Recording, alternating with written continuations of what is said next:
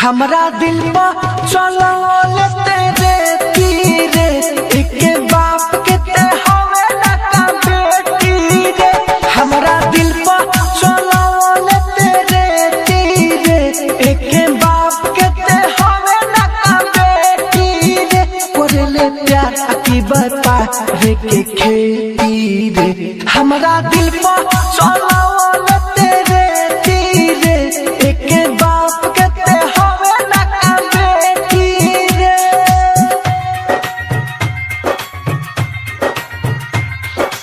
Music by DJ Kanchan Raj, Hajipur Vaishali.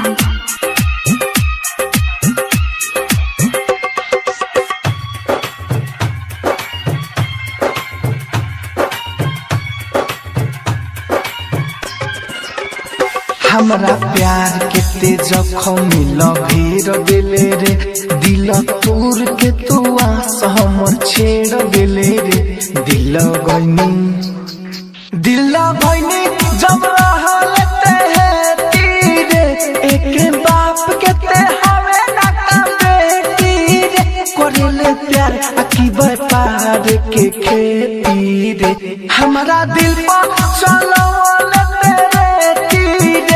एक बाप के ते हवे ना का बेटी रे।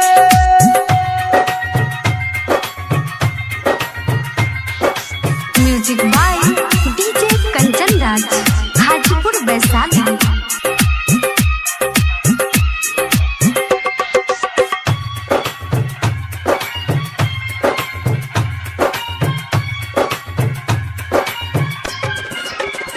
राइटर गुड्डू गोल्डन कहेला कहानी नूरे।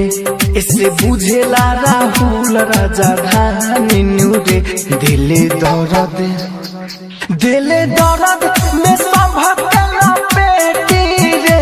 एक बाप के ते हवे ना का बेटी रे। कोरेले प्यार की व्यापार के खेती रे।